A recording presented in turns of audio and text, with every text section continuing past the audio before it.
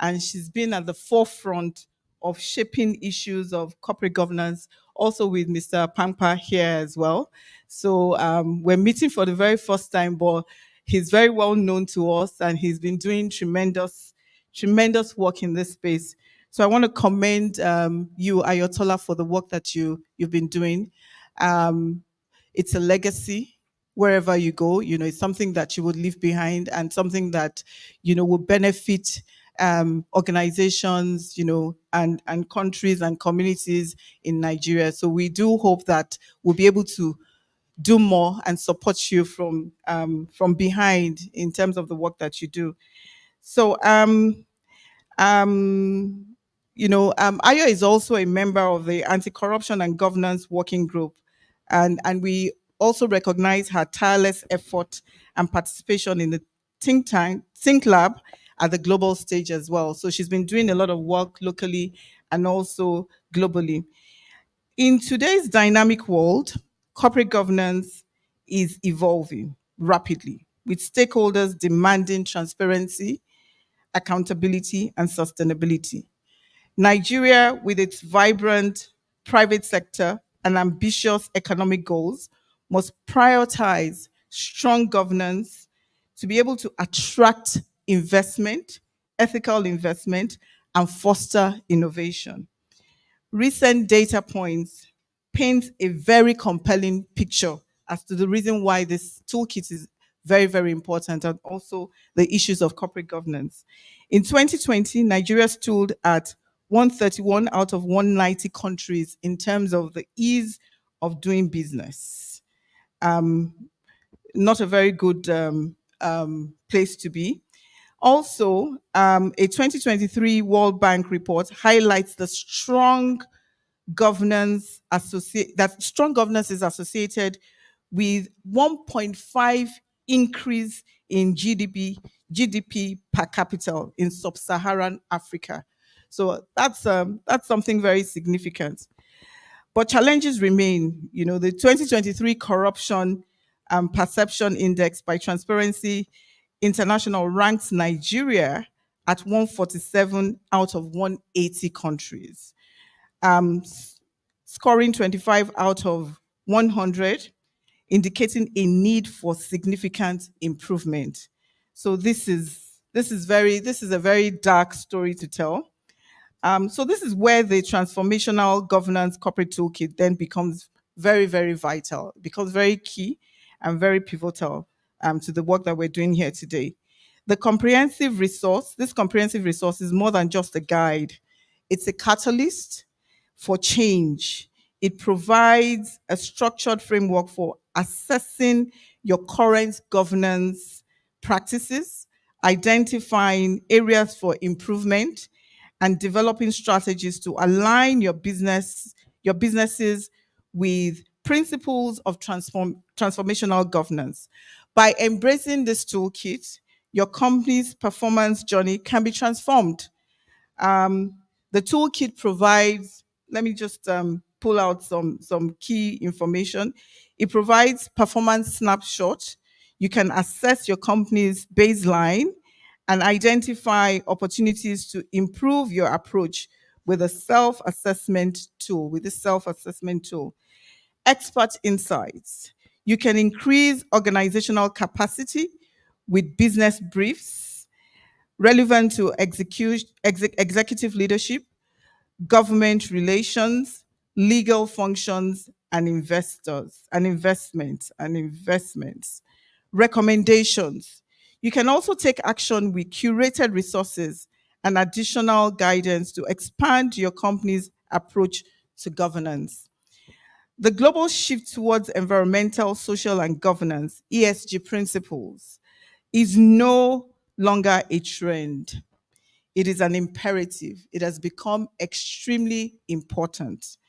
It is a tool that which investors also use to assess the viability of investing in your companies. And as stewards of Nigerian businesses, we must recognize that ESG is not just a buzzword. It is here to stay. I can tell you that much. I am an ESG practitioner. It is a compass for sustainable growth. The journey towards transformational governance requires collaboration. So we therefore encourage everyone online and in this room, and as we take it forward in terms of creating awareness about this tool, we want to hear about your experiences. So we'll be pulling data and getting feedback in terms of, your experiences in interacting with this tool, and engage in open dialogue. And I hope that will start from today. Together we can build a more ethical, sustainable, and prosperous future for Nigeria and the rest of the world. So, like I said, I won't take too much of your time. Very succinct. I want to thank you for your dedication and your commitment, and I wish you a wonderful dialogue session today. Thank you very much.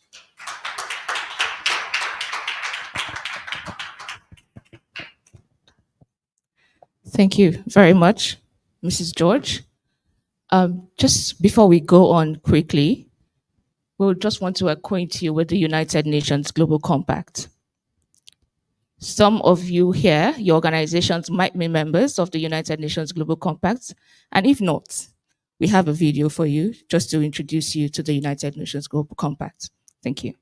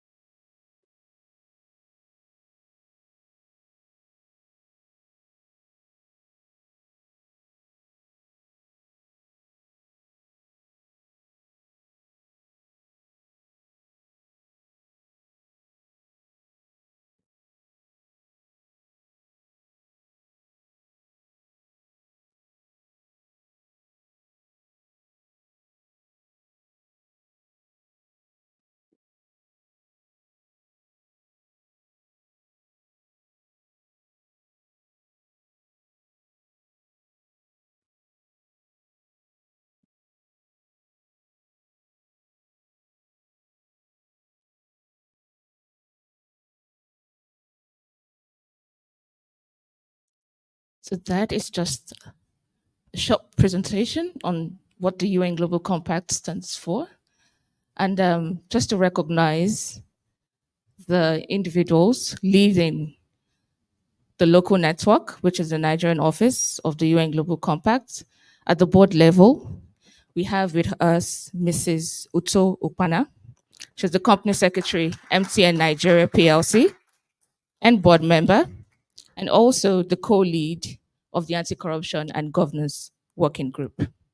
We also have Ms. Ayotola Jagun, who is the chief compliance officer and company secretary, Owando PLC, also a board member and co-thematic lead of the Anti-Corruption Working Group.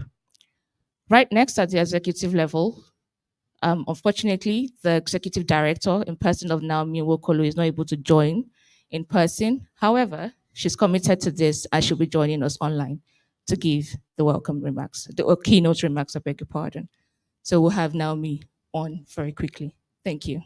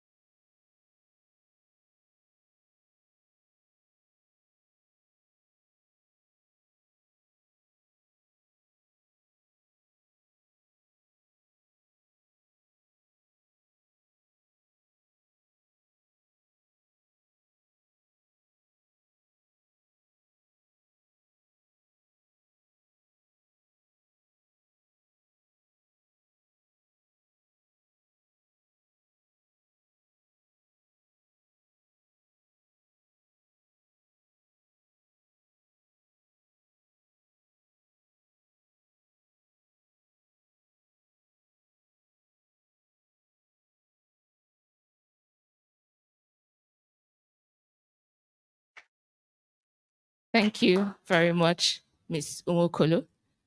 And now we will be getting to the introduction of transformational governance.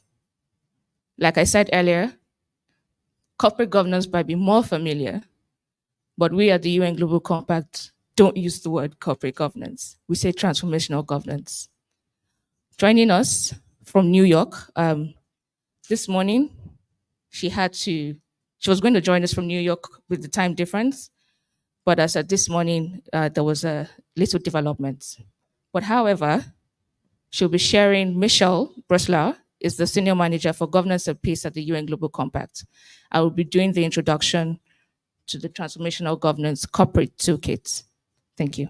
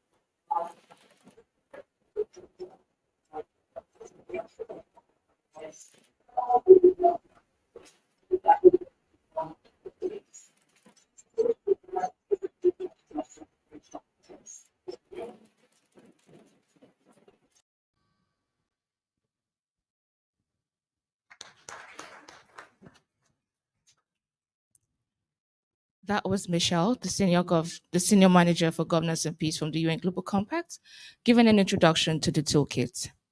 Right next on the agenda, very quickly, we'll be having Miss Ayatollah Jagun, who was part of the development of this toolkit that spanned over a period of about 18 to 24 months.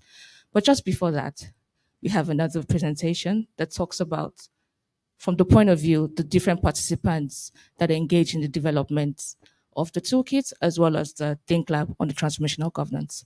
So right after that, we'll have Ms. Jago come up talking on expanding from corporate governance to transformational governance. Thank you.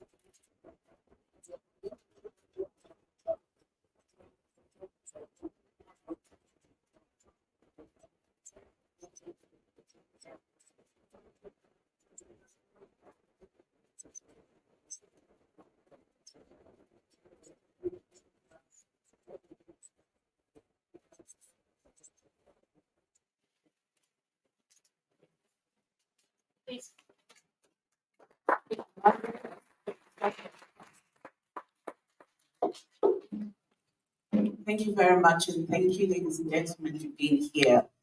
Like Michelle said, this journey started, I think, in 2016 after the launch of the SDG goals. There was an action platform, Peace, Justice, and Strong Institutions, where we were trying to look at peace, justice, and strong institutions as a goal. What does it mean, and what does it mean for us as companies, and how can we translate that without stepping on the toes of government and national sovereignty?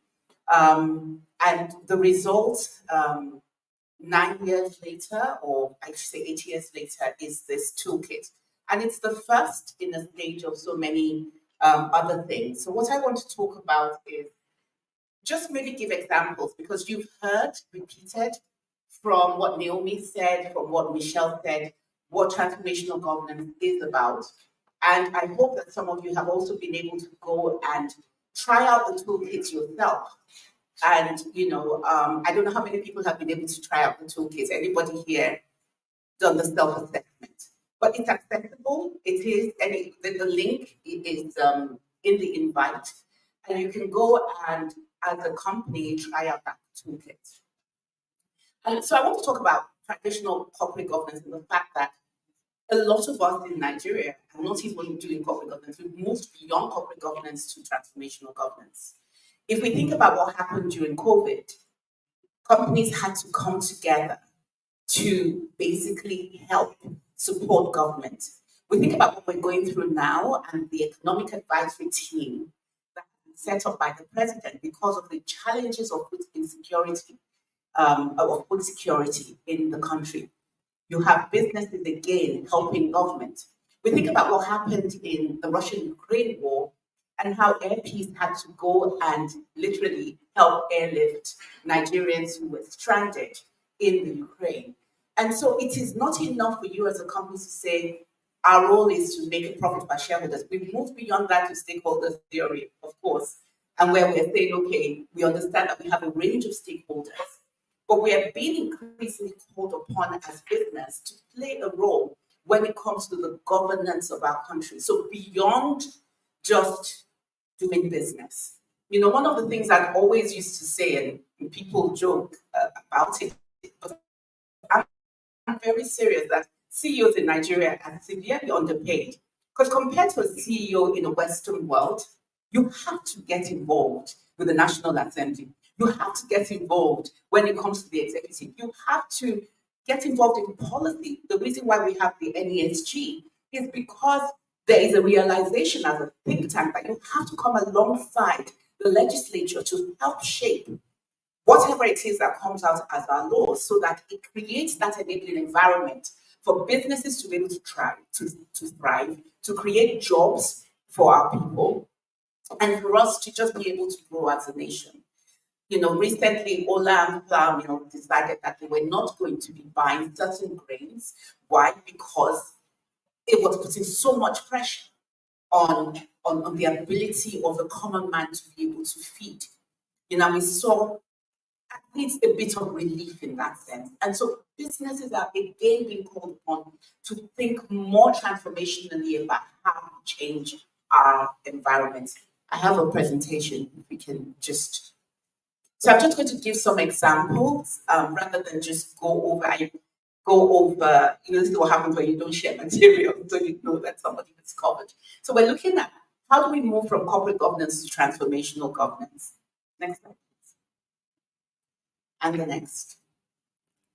So corporate governance, like we said, is primarily linked to corporate law.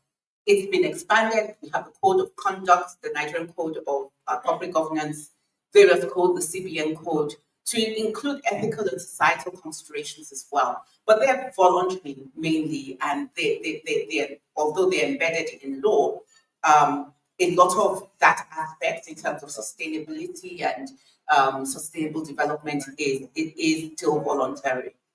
So, but transformational governance is not a new legal concept. It's more principle based.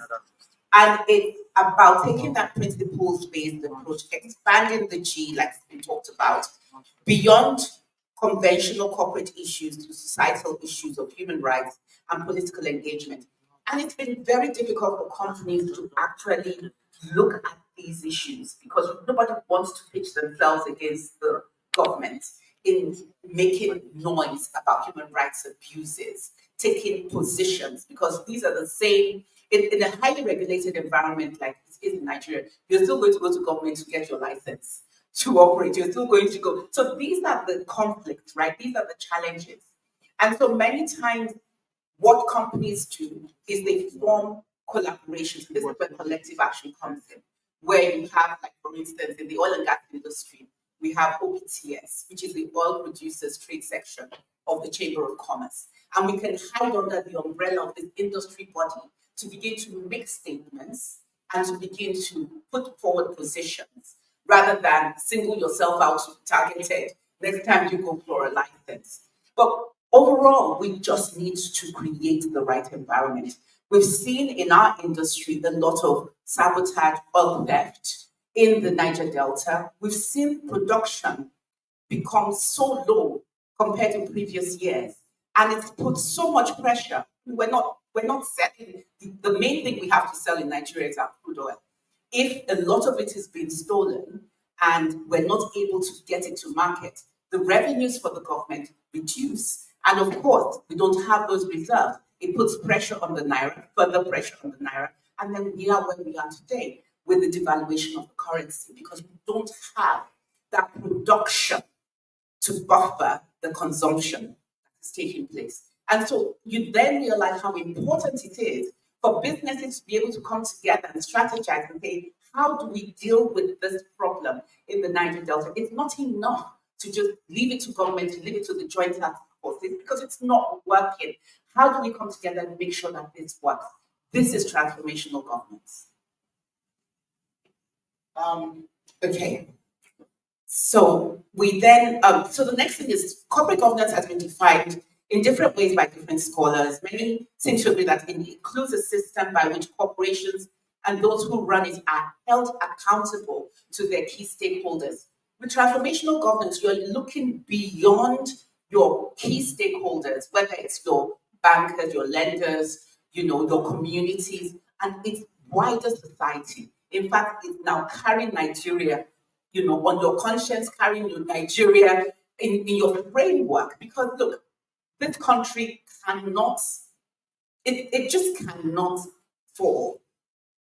Because if it does, then there's no business.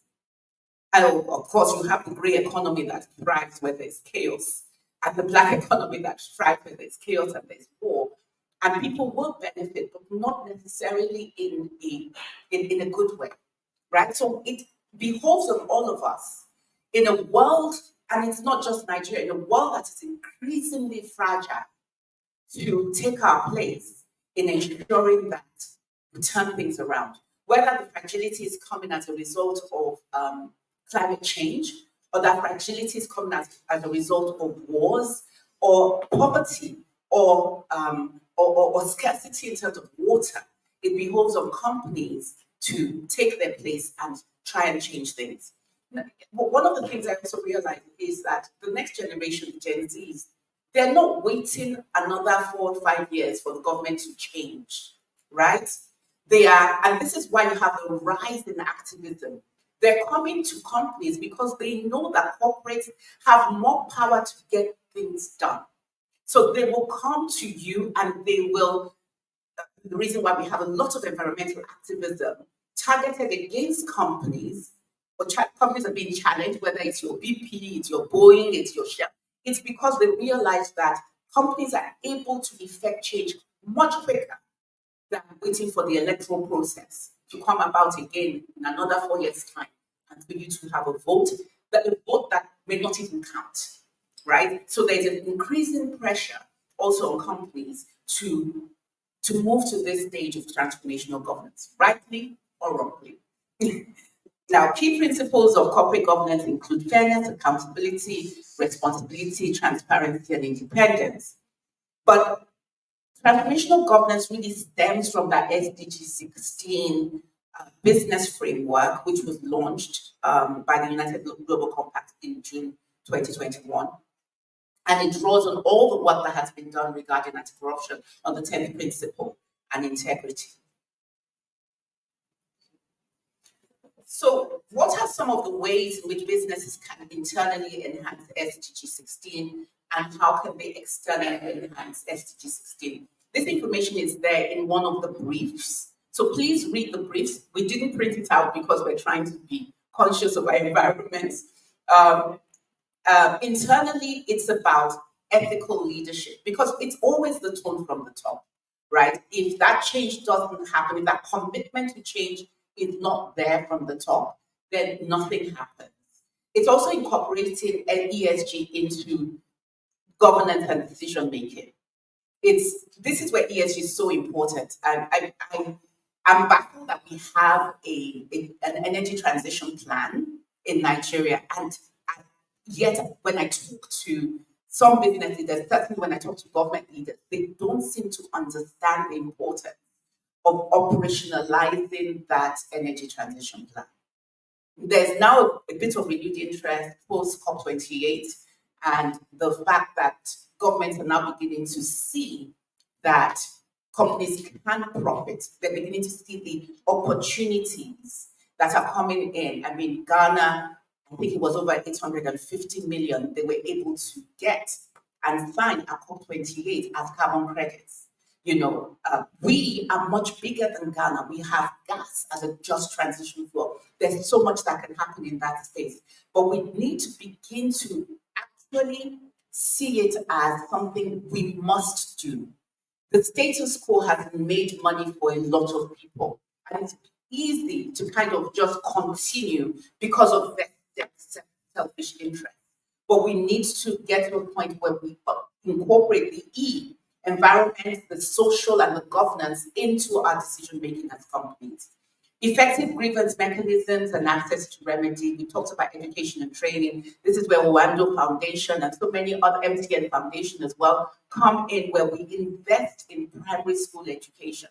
Because it's garbage in, garbage out. If we don't get the standard right from primary school, then what goes into our secondary schools and gets into our universities is not fit for work.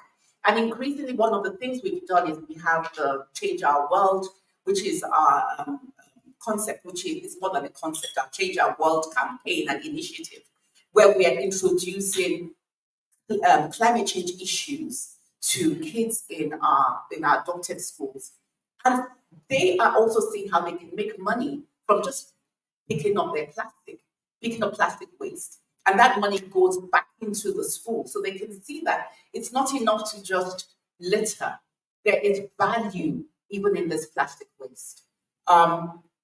Protecting vulnerable workers and communities, you can understand it's very, very important, especially at times like this. Prevention of corruption, integrating ESG into your own decision making, taking responsibility from a climate change perspective with your scope 3 emissions, science-based targets, making sure that you are following through with your third parties, your suppliers and contractors, human rights due diligence reporting and disclosure. And then from externally, here we have peace. I mean, what is peace? If you don't have a peaceful society, you can't do business, right? Responsible taxation practices. I know with the Sogia Hamper, we worked on something with the last ICPC or chair or CEO, right, on responsible taxation practices when it comes to illicit financial flows. Then we have the rule of law, stakeholder engagement, and the list is long. Advocacy and influence, including responsible lobbying, and that's a lot of the work that the NESG does. And then collective action and partnerships with civil society. We have the work that we're doing with the FRC. We'll be launching an SME guidelines, corporate governance guidelines for the SME sector 9th of April. Which was done in collaboration with the Financial Reporting Council, CBI, the United Nations Global Compact, and with support from the MacArthur Foundation. Because we understand that we also have that responsibility talking about integrating governance into relationships with third-party suppliers. The supply chain has to be robust enough, and we have to be right now influencing the SMEs to do business ethically and in the principles-based way. Um, and then supporting government, monitoring and reporting things like NATI, the Extractive Industries Transparency Initiative. Let's just go very quickly to the next slide. So this again is telling you where you can access this toolkit. The presentations will be made available to you.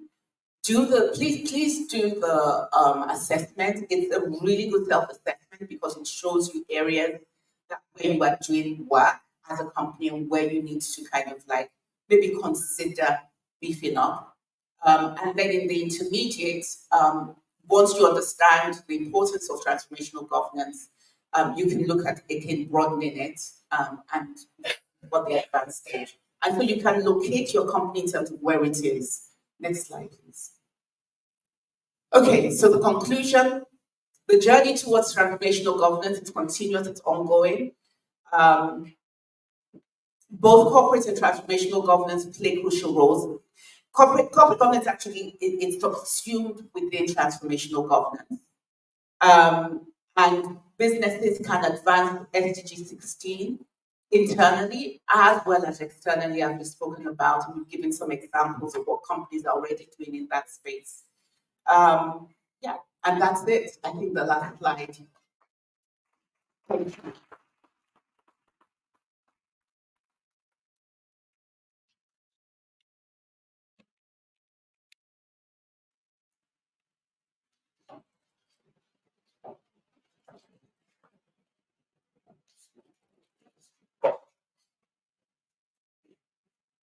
Okay, so if you have any questions, we're definitely at that point. Um,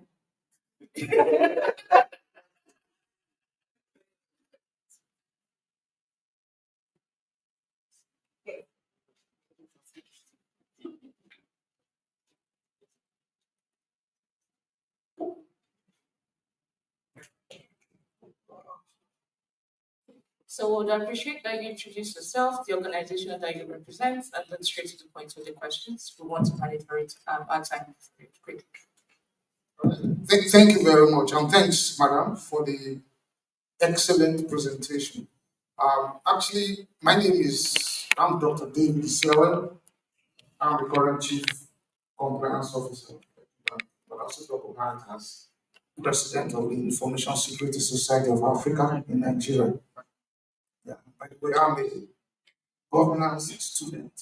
That's what I call myself. Looking at all that I've heard, beginning up until your presentation, as a matter of fact, when we started, I wrote down and made a note that it would seem to me that the public sector side of things, public sector side, is not being engaged half as much as the private sector on transformational governance. And if you look at what's happening in the economy today, for instance, right?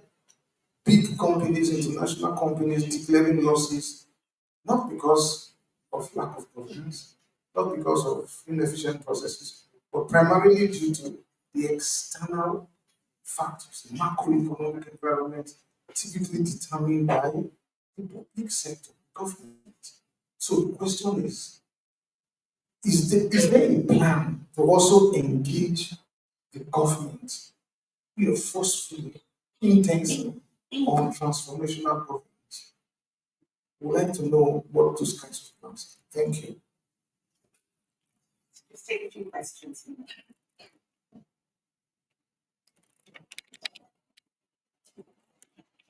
Good morning, everyone. My name is Sochi Apampa from the Convention on Business Integrity. Mine is to flip what he said. Rather than expecting us to put a lot more pressure on the public sector, I want to ask, is it correct to summarize transformation governance as the kind of governance that corporates do in their own enlightened self-interest by changing their horizon? What I mean is you stop looking at your desk. You look further than your desk, further than your corporate building, your headquarters. You start looking at what is happening in your environment and in your country, or even strategically in the sub-region, because of all these macro economic things that are happening. And I'm wondering if those corporates could have headed it off by calling themselves together and sitting with the government early on to show them exactly where we're going to end up at the end of the period.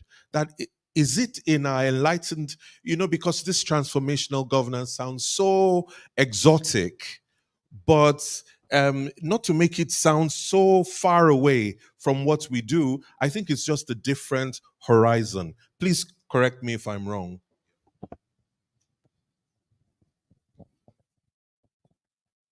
We'll take one Take more one question. more, and then I'll answer, then we can take another batch.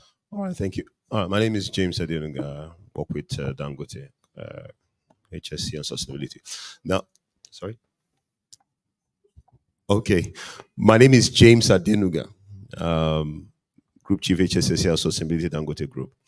So my line of thinking is around the success or understanding how corporate governance, as it were, currently is, and especially some of the pitfalls, those who have not embraced in what it is, in the true sense of what it is, corporate governance, the pitfall they suffered. And I've had to learn from that to recalibrate. Now, is there a place for that gap assessment before we then plunge into, because obviously there's definitely benefit in transformational governance from some of the examples, practical examples you actually alluded to in your presentation. So is there any way there is some way of like baton exchange kind of thing on, seeing some of the pitfalls of incorrect or ineffective, embracing of corporate governance in a sense, especially in the advent of ESG as it is currently. Thank you so much. Thank you. And I think, Sajid's in the room. This is one of the things the corporate governance rating system was looking to do. The corporate governance rating system was something that was developed by CBI and launched in collaboration with the Nigerian Exchange, as they're called today. And companies had to do this fiduciary awareness test. The directors had to do the test. But apart from that, they had to also do a self-assessment of where they were. But then also that self-assessment had to be verified from external stakeholders. There are reports that we do today as a corporate. You have to do your SEC corporate governance reporting every year, also with the FRC, and that should show you where the gaps are. Now, things are not always as they seem, unfortunately, within this environment.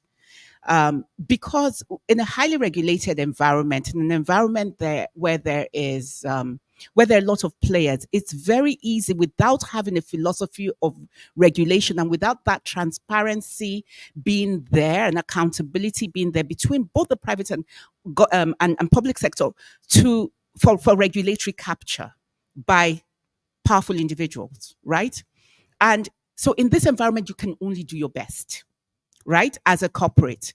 But there are different initiatives where corporates are holding themselves accountable as peers, and hopefully our society and our corporate world will evolve to that place where there are consequences. So there are incentives to behave well, but there are also sanctions, and those sanctions are evenly applied across board. So one person doesn't get off for doing the wrong thing and another person gets penalized. Because you can understand, if you have 3 children and you all treat them differently, they all commit the same offense and you treat them differently, you as a parent will lack integrity. Your kids will say you're not fair. And so what we need is a system where there is fairness. All the principles we spoke about for the corporate sector, the private sector, where that's also happening within our public sector. And we can play a role. And that is why at some stage I decided I was going to get involved, and engage the chiefs, the heads of the different regulatory bodies and say, how do we improve governance?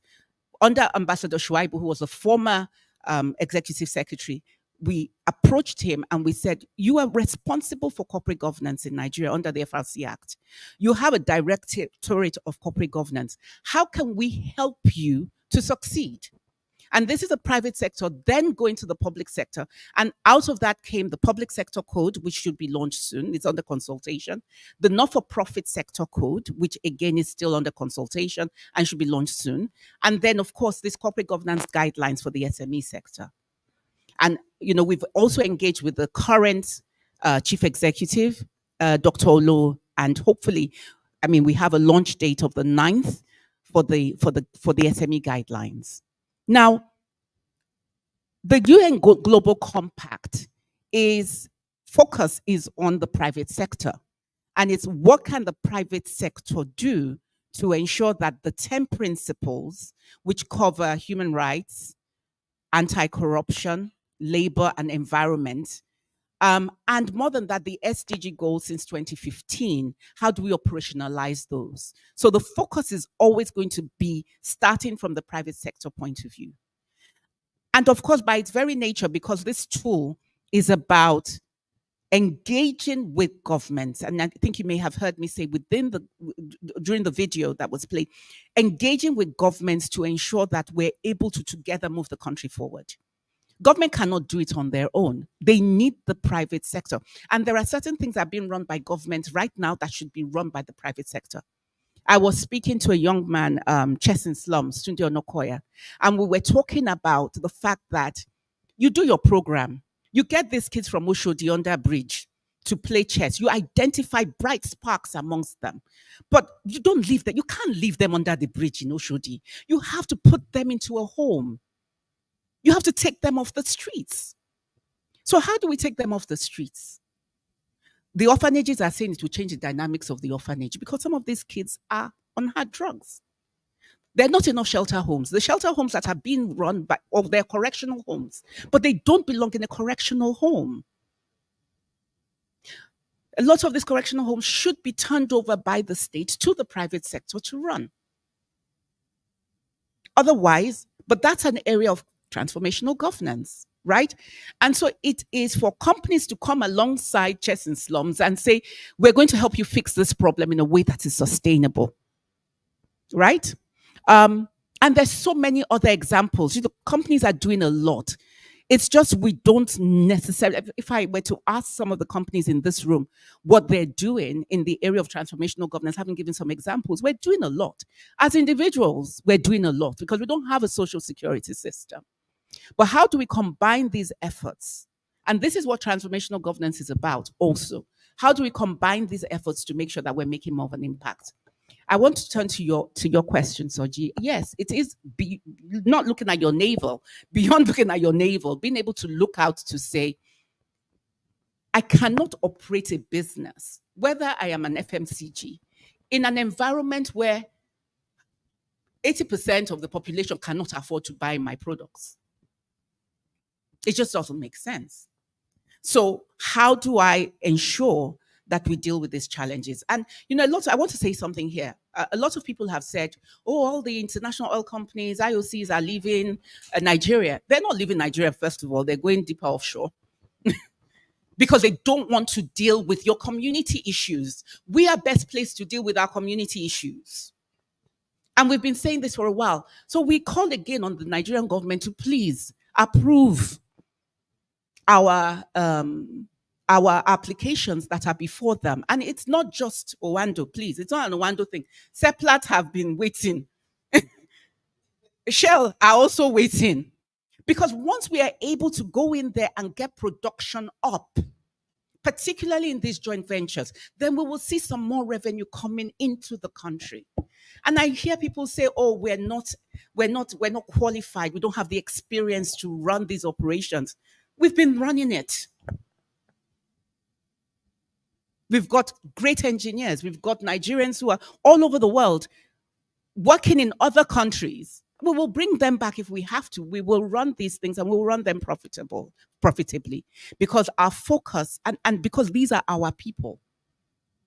These communities, A lot of the people who work with our companies belong to these communities. They're from these communities. So we're best placed to deal with these things. Yes. I will just say we pause here. I know that we are boiling with questions. We actually have a discussion session. Yes, right after this. Just just after this. Um, so I would want to very quickly bring on board Ms. Uto Opana, co-lead of the Anti-Corruption Working Group and Company Secretary, MTN Nigeria PLC.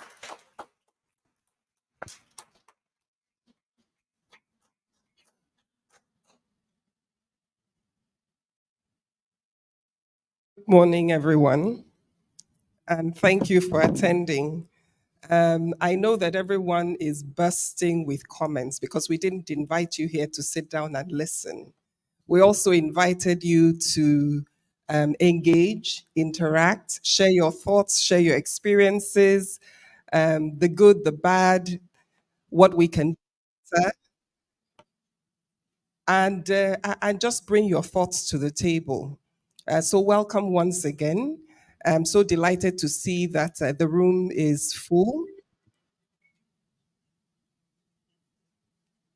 I'm sure they can see the real Luto. So I know we live in a virtual world, and I'm all about virtual. But the real, I guess those online will want to see if they can't see me. So welcome, and please let's give another round of applause to Ayo.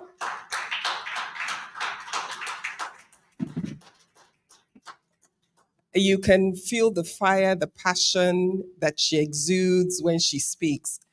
Because when you're immersed in a subject and you're closely connected to it, that's what comes forth. So, Ayo, thank you very much for the work that you have done, and Owando, and also to Mr. Sojia Pampa, who likes to be the quiet person in the room.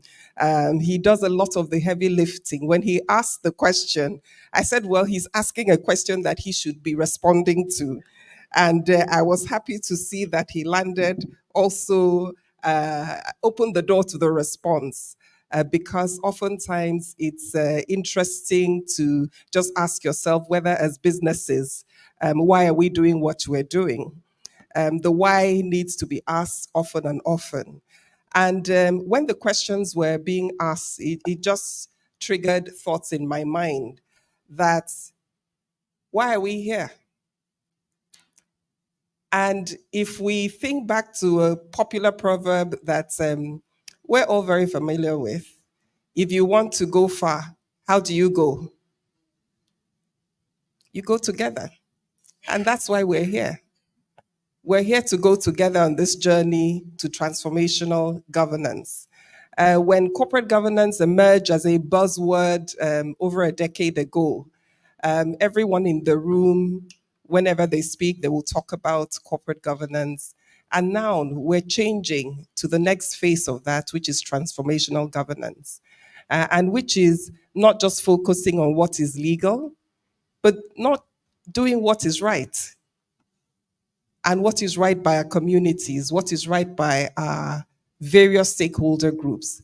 And so in this session, Ayo has explained that the UN Global Compact focuses on how businesses, how the private sector can drive a lot of these issues.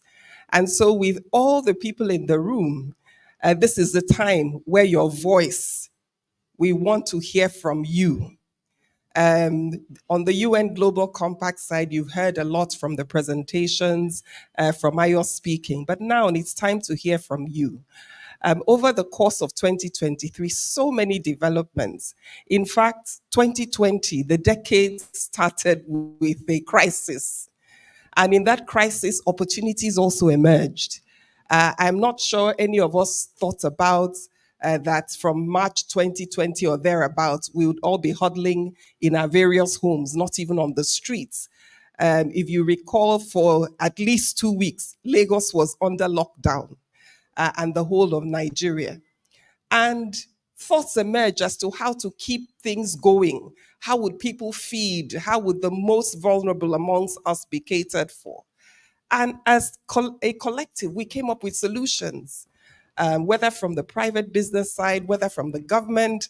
I read somewhere that NCDC is regarded as the best in terms of disease management across the globe. Who would have thought about that? Whether it was managing Ebola, whether it was handling the coronavirus crisis. I'm sure the developed world thought that in Nigeria we'll be dying like flies on the streets. Um, but we didn't. We survived and we actually did better than the West. We don't know whether it's the sun, we don't know whether it's the ginger and whatever else people drank or bathed with. We don't know. But that just shows resilience. And businesses came to the table. Uh, whatever you provided, I recall we realized that our services became essential. People needed to stay connected. People needed to get information. People needed to know that their loved ones were okay. People needed to know what to do in the event that they actually caught the virus. And so various businesses, particularly in ICT, became essential. I recall that those of us in the sector, at that point, we were thinking about how to roll out digital services. We did not know the uptake would go beyond anybody's imagination because it now became an essential service. And you had to make sure that those who could not afford that service were able to utilize it. So things like free SMSs that were provided so that people could stay connected, and so on and so on. Your various organizations around this room contributed in so many ways to making that happen. So this decade started with a crisis that we all leveraged and looked at these challenges in the face and converted them to opportunities. And so right now, it is to hear your experience. What are your thoughts? What are the challenges? There's so many of us in this room who can respond to your comments or who can, because like I said, we didn't bring you here just to listen to this side, but we want to take your thoughts. What are your concerns about implementation? I didn't see the number of hands in the room. How many of you have tried to log in and do an assessment using the Transformational Governance Toolkit? Anyone? No one. Okay, so Ayo, you're excluded. Those of us on this side were completely, we don't count. Now is the time for those that who are really, we want to feel the pulse in the room.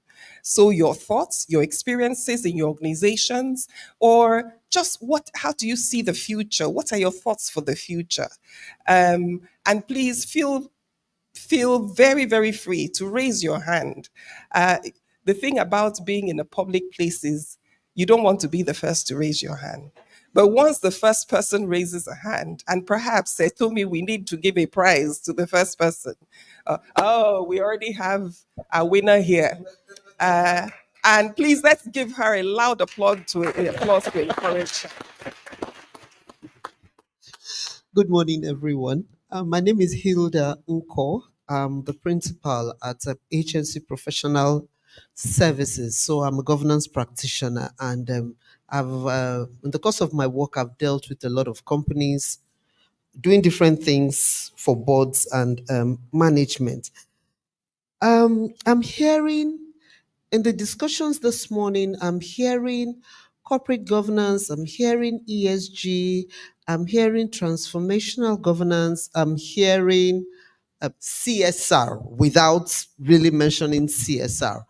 And I find that a lot of companies are even still struggling with the regular CSR, and we know it. And transformational governance is telling me now, look away from just internal and then begin to explore your society, your environment, and all of that. My question is this now. For those of us who do a lot of trainings, I expect that we are expected to incorporate some level of transformational governance in our curriculum as we interact with directors and as we interact with um, executive management of companies. How do we then marry budgetary issues budgetary concerns with the demands of transformational governance. Thank you. Excellent, excellent. And I know the experts are in the room. Not just questions, but let's also hear what are the opportunities that you see? What are the challenges that you see? Because this is about actually looking into the future. And the future is very fast these days. The future, March 2023, may completely change by June. Things, if you are really connected to what's going on in the rest of the world, you'll find that in 6 months, a lot of things are obsolete and you have to relearn. So you have to get into the mode of unlearning a lot of the things you know, relearning, and then in another 3 months, you go through the cycle again. So we'll note that comment down. What's that dilemma? How do you deal with it in terms of particularly around budget? Okay, so we have a hand up there, and then the lady. You see the hands are coming now, and we'll take it in that order. Okay. Hi, my name is Ugo Nwosu. I'm head of programs at Aspire Coronation Trust Foundation. So I heard her talking about being able to marry budgetary issues and sustainability. Our work across Africa is basically supporting nonprofits, providing grants, and building their capacity. Annual convening last year was around ESGs, and we had very few participation. And even those that came in found it hard to follow. Now, my question is, most of the engagement of the UN Global Compact and every other person who's trying to walk around ESG or governance per se is trying to say we're trying to fix public sector, we're trying to fix private sector, we're trying to fix the NGOs. Now, people need capacity to be able to do these things, right? It's like coming to my postgraduate class to bring new things for me to do when I haven't been taught. So my question is, where is the education starting from, right? Is there a conscious effort to engage people who are leaving accounting schools, business schools, undergraduates, to start understanding these things from the beginning so that when you come up with toolkits like this, it doesn't look like teaching a 55-year-old how to use a computer for the first time, right? I mean, yeah, I mean, if you've done that, you understand it's crazy. So what is the intentional effort like into curriculums, like into the professional bodies? Are this like part of requirements for people to qualify most of the Nigerian Institute of Management and all the other CIBN and co? Is this part of what people have to learn so that when they get to these leadership positions, when they have to make all these decisions, it is not like somebody is trying to talk about something new and so on. Thank you. Thank you. To me, before you move on, I'm going to be a Nigerian right now. And I'm going to answer your question by asking you a question. Yes. Sorry? I am a Nigerian. Proudly. I will always proudly be a Nigerian. Well, whatever, I am a Nigerian. I can't change that fact. So, in whatever context, okay, let's aim for the good. Let's look, let's think positively. But I'm proudly Nigerian. And so, what are your thoughts? Because we're actually here to hear your thoughts and take it back and use it to move forward. What are your thoughts? Where do you think the education should start from? Because your experience, you've had engagements with different stakeholder groups. Where do you think it would be most impactful? No, for me, I do think so. What I asked, the question I asked is more around a rechanneling of focus, right? To say it is not enough to bring out policies, to met out punishments of people who have made mistakes as private sector or as government. But it's important for you to look at the social part of it, to start saying, how many people have we equipped to be able to get to that point? So when your consultations start or when your engagements begin, instead of trying to say what is public sector doing or what is private sector doing, you should probably say, how can we educate more people to actually even understand what this whole um, governance or the social part of it, or the environment, what it actually means, right? So because rightly, like you said, from our point of view, what we're doing with the nonprofits is to say that you can actually be more sustainable. People can give you more money. You can retain more of your staff if you do some of these things. But what we also realize is that people we're asking to do these things don't even understand what they mean. So my suggestion then will be to say, do you have probably a working group that their job is to galvanize all the points of education, especially the professional bodies where people are being certified to become one certified person or the other, to say, encourage them, or I mean, with your influence, make sure that there is a unit in the things that certify them, that make sure they understand this part of governance. That's what my suggestion would be. Thank you. Excellent. Thank you very much.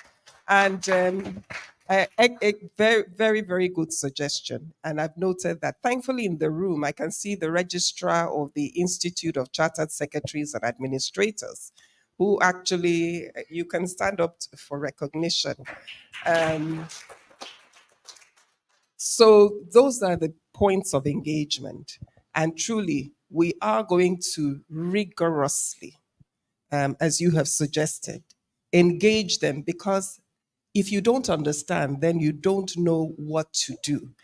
I'm sure some of us at one point or the other have been to these workshops where you hear lots said, but you don't actually know how to go back and implement them, or you can't unbundle them in your mind and make it real and practical for you. And so, no matter how, as you have rightly pointed out, you roll out these toolkits, if you don't understand, or if it's not practical or real, if there's really nothing you can do with it. It's another toolkit, it's another framework. And we're going to work along with everyone in this room, which is why we invited you, to make sure that these sort of issues are extracted and we find real and practical ways to actually make sure that they are useful for the target audience, and that we make that impact that we so desire. Um, the lady here had her hand up. Yes, yes. So there's another lady at the back who had her. Yes, the lady in black there. Later, and at the back, please raise your hand so I can see. Thank you very much. Thank you. All the My name ladies is, today. well, it was men first, so it's our turn. So my name is Bolanle Ojiale. I'm the founder for CreditWise Financials. So I consider myself a small business, and I deal with small businesses, women, you know, basically poverty alleviation and gender equality. And I find this really interesting because, and I've been thinking about it. I try to live, I try to walk the talk in my office, in my business, with my clients, with my stakeholders. And so I try to pay my taxes. I make sure there's no corruption in my business. I try to be fair to my staff and my stakeholders. But I find that there are other counterparties that I deal with that are not, it's not as easy. Like, for example, I try to get my license every year, and my consultant goes, Bola, you're the only one that will give me all these taxes. How do you pay so much? But you don't really need to pay this much. Just give me like receipt of 100,000 naira, because a year, because it's a lot easier for me to get your license out. than when you give me all these documents and then the state governments, they are confused, they ask for more. And, and so I'm not encouraged, by doing that. And then because I'm a small business, my level of influence on the public sector is a lot less than I'm not an MTN, for instance. I'm not a Unilever, I'm not an Ando. So I can say I'm influencing the public sector. I have that influence. So how do we encourage, or how do we really, and to the Echo Bank, my Echo Bank colleagues' point, I don't believe that the private sector can do this in isolation. There has to be that advocacy with the public sector, the public servants. It's important. I was trying to get a SCOMO certificate. For 2 years, I refused to pay them that because it's free. I kept going. I kept writing emails. They didn't give me. Then I knew somebody. So I remember that I had a friend. I won't name the institution. Everybody knows the institution that issues.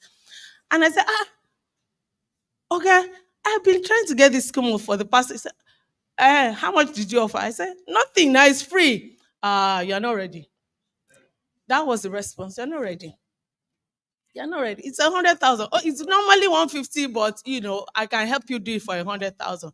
Do you know that he insisted because I needed to give this certificate? I was under extreme pressure. Do you know I got that thing in 24 hours? 24 hours after, okay, I had to pay 100. I said, okay, I'll pay 100. And I got it. So, how do we? So, obviously, that goes my anti corruption, thingy out of the window, right? So, how do we deal with this matter? It's a painful part of my life. I think about it every day. I'm trying to do the right thing, but there's always something out there that wants to just kill me, and we need to progress. Thank you. Thank you very much for sharing your experience. The reason why I was chuckling is I wish we had a crystal ball to look and see the response to that. But it's constant engagement. Constant engagement. Mr. Soji Apaba has been in the trenches for, I tell you, for so long that if he were to sit down with you and tell you, because he's actually been quite an advocate in that space. CBI and all of us who are members of CBI, it's a constant engagement. And because the SME sector is really under pressure, just like the big corporations are also under pressure. And while one would look and say the big corporations have a lot more muscle, it's almost like your problem is bigger because the expectation, when you think of the tall poppy syndrome, for instance, the Dangotes will understand, and all the other big corporations or Wandos. But we also do it because we know that there's a whole ecosystem that depends on that. I know recently NECA has written about the expatriate levy issue. And so across different channels, sometimes a lot of these efforts are not visible. But there's a lot of engagement going on. Even government itself wants this country to work. Because if the private sector collapses, that's it. Who will pay your taxes? So there's a lot that depends on both sides coming together. And, these are stories that we really need to eliminate. We really need to eliminate these stories so that the small business can survive. As they say, let the small business breathe. Let the big business breathe. So across both, it is a mutual, for a mutual benefit that this country must work. And that's what transformational governance is about. Looking beyond. I will appeal to everyone to please make their comments as brief as possible. We're taking down notes and we will continue to engage. Tommy is in the room. So please make your comments brief so we can wrap up because as practitioners were also aware that coming out on a Tuesday and spending your morning, you also want to go back to your day job. I can see the heads nodding, so I take it that everyone will make it brief. Thank you. Good morning, everyone. My name is Tamilora Shomi. I'm an associate with Aluko Bode. It's a law firm. And primarily, I'm in the governance, risk, and compliance department. And we advise clients on sustainability, ESG, incorporating all of these standards into their businesses. We also do corporate governance audits and all of that. And the two issues that I've identified in coming into the practice, trying to develop myself, build build capacity. One of the key things is that there's like a sea of information. There's so much. There's this organization putting this out. There's that organization that has this standards. There's this rating. There's that rating. There's just a lot. And I think we can do better, especially for us in Nigeria, if we can come together and say, okay, for businesses, this is for this level, this is what we should be looking at. This is where we can start from. And then this is how we can now navigate and grow. Because when there's just so much information, there's this toolkit, there's that, you're wondering where exactly to start from. And we've already said that this is beyond just what the regulators have prescribed. This is principle based. So what can we do to state, okay, this is how, this is sort of like a path that we're following, so companies can toe in that line. And the other thing, so it's about working cohesively for us that on the advisory side and looking to build capacity continuously. Thank you very much for the comment. I believe a lot of that is beginning to become visible. When we look at the harmonization of what is now the NCCG, when we look at even the fact that sector regulators have agreed with essentially working with the FRC to make sure that we don't have duplicity of codes, but now we have guidelines across sectors. We've seen that in financial services, we've seen that in the telecoms and all other sectors. So there's beginning to be that convergence of thought and ideals, as you've pointed out. And we're constantly going there. We also saw the Business Facilitation Act last year come out and try and close a lot of the existing gaps in Kama 2020. So having all the key players in the room is always important, which is why having a voice when this toolkit was being developed in the Think Lab was also very important, so that all these issues, because implementation becomes difficult when you have a multiplicity of things to converge.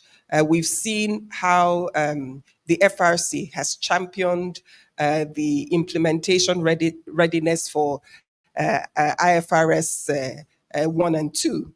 And that's part of the collective engagement to make sure that there's harmonization, one thought, one goal, and we all work together to make it happen. How many hands do we still have up? One? This will Two? be our last comment question, Okay, and then okay. yes. And Every other please, comments. okay, there's one more there. Let's just accommodate that. Okay. Okay, do we have any hands online? I can't see. Any questions, comments online? Okay. Okay, so right after this person, I'll take the question and comments online, then the last person, and then we're done with Excellent. the discussion session. Excellent. Please, any comments you might have, please, Tumi will share an email. You can send them to the UN Global Compact Nigeria Network, and we will be more than happy to respond and share our thoughts with you. Thank you. Okay, good morning, everyone. My name is Fola Shadi Akimishere. First of all, I'm a partner with Adroit and Deft, a consulting firm. I'm also the chairperson for the Young Directors Forum, Chartered Institute of Directors. For me, the forerunner is the role of directors. I feel that it's important to create additional awareness for directors to understand the increasing role and responsibilities that they carry.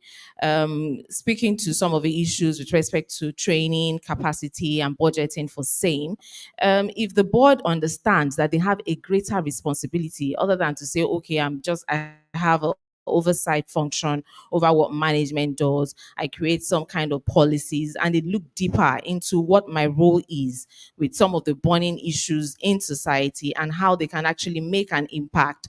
I think that it will make a lot of difference.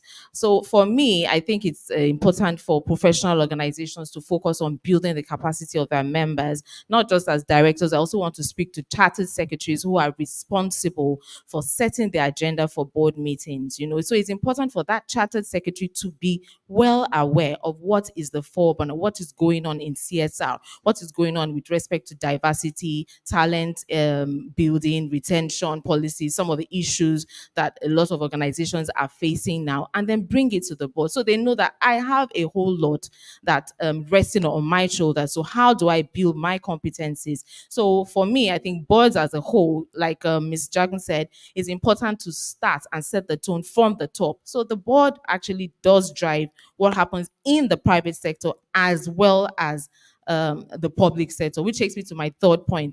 There needs to be an increasing collaboration between boards in the public sector, private sector, and of course, professional organizations to see how we can keep hammering on the need for capacity building and budgeting for same so we can make the necessary changes. Thank you. Thank you very much for those well articulated thoughts. I believe that the Chartered Institute of Directors is also a key stakeholder because this is a platform where directors, whether irrespective of the sector, they gather. If you recall, when during Michelle's presentation, there was actually a toolkit for directors, and I urge all in the room, particularly chartered secretaries, to bring this to the attention of their board members. Board development is so critical. It is not just nice to go for training, it is important.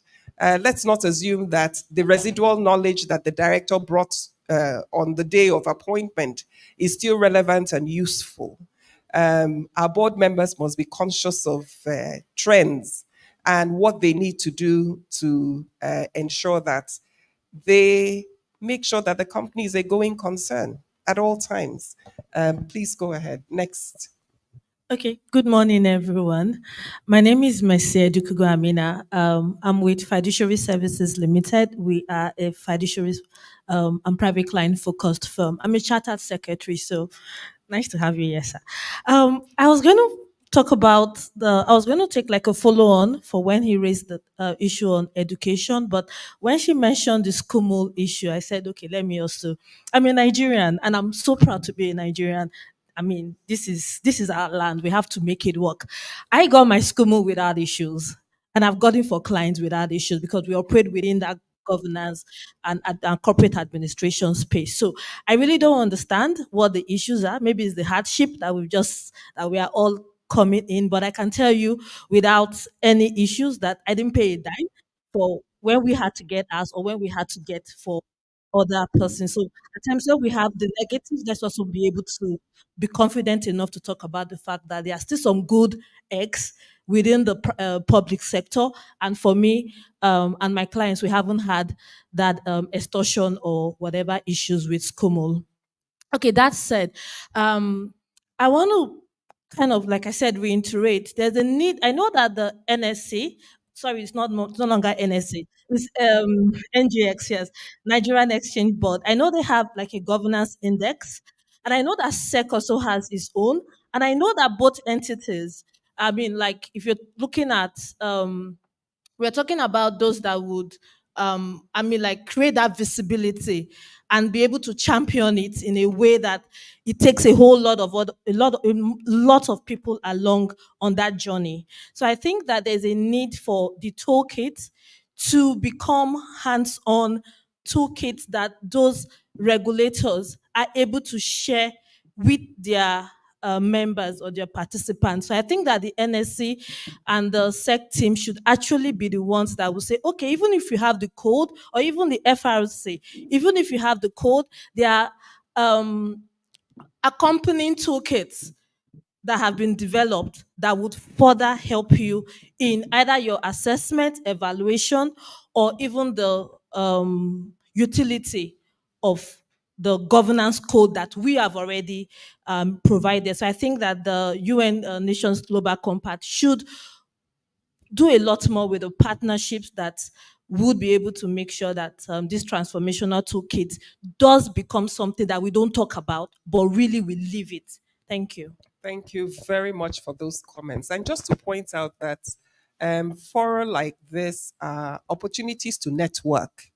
I always say, don't leave a place without meeting two new people. If you can't meet two, at least meet one.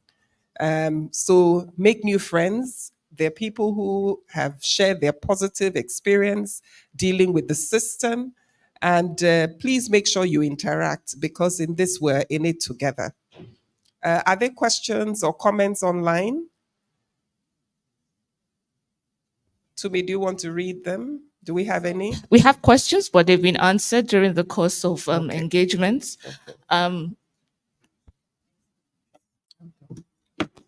Okay. We would want to appreciate you for your time today. Very quickly, just to also mention, in terms of engagements, just about a week or 2 weeks ago, we had a sustainability training for the public sector focused on MDAs. We had some MDAs that did not respond, but we also had MDAs that engaged extensively, and we're asking for a follow-up. So we are doing the work. We'll also seek for your collaboration. Also engage with the UN Global Compact, because there are a lot more resources that you can benefit from at different tiers of your journey when it comes to sustainability, be a micro organization, an SME, or even a large company as well. I would very quickly just want to draw this meeting to a close. Thank you very much for your time. Please, when we do call on you again, please respond to us. And we will keep on moving the world forward on sustainability and transformational governance. Thank you very much. As Ms. Jagun gives the closing remarks. Thank you. Thank you very much, everyone, for coming. To be honest, I really wanted to give Mr. Pampa an opportunity to speak to some of the questions that were raised, particularly regarding a toolkit for the SME sector. I wanted to also, in terms of the ease of doing business, you see, there's a lot out there. There's a lot of training that ICSAN have done on ESG. There's a lot of training that the IOD has done. In fact, I have a training I'm delivering for the IOD tomorrow to directors on ESG reporting. There's a lot out there, but if you don't engage, you really don't get to know about these things. I would also say, if you had looked at the toolkit or done, you can scan the, if you go through the toolkit, it's very practical. And so it will answer a lot of the other questions that have been raised. I would also, we'll respond to some of the other questions at a later time, but I do want to get Mr. Pampa to speak about the toolkit, finally.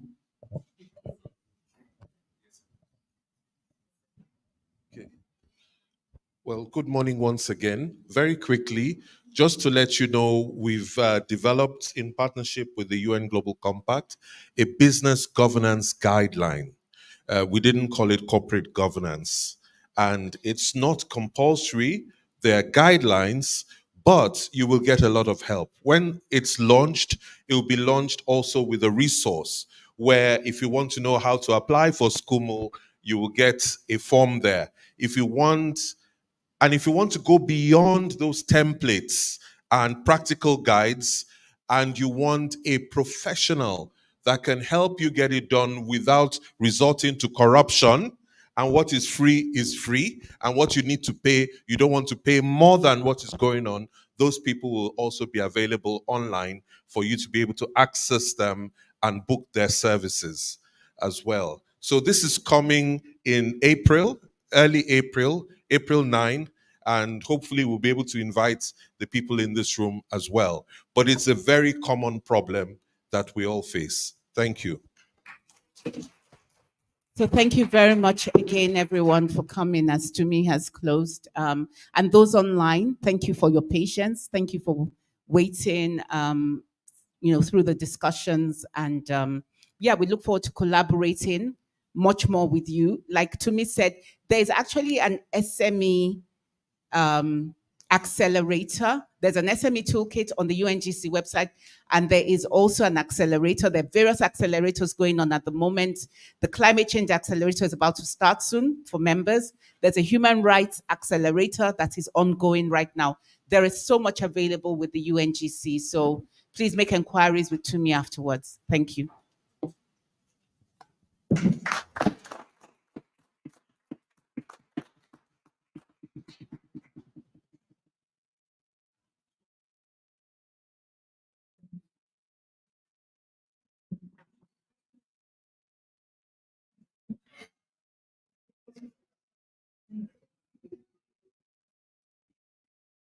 So please don't rush off. Let's network. And the refreshments outside. Um, The refreshments just outside. Thank you very much for your time.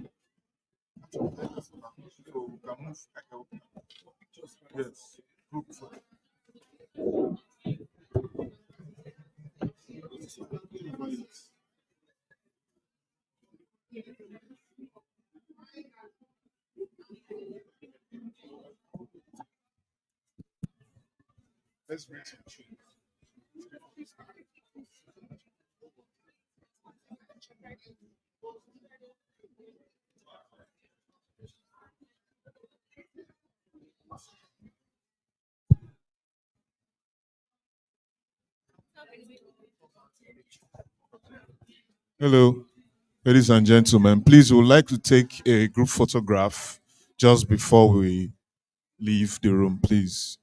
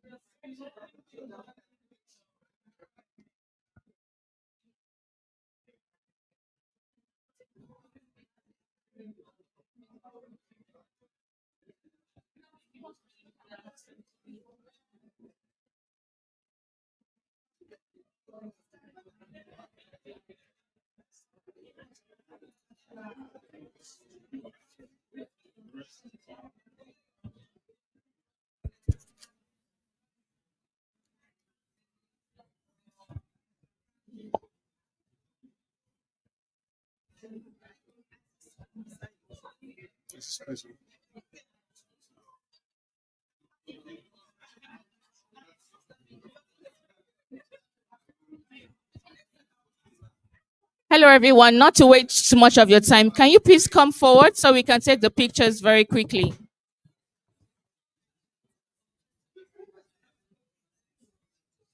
Can we all come forward? It's a group photograph of everyone in the room. So please.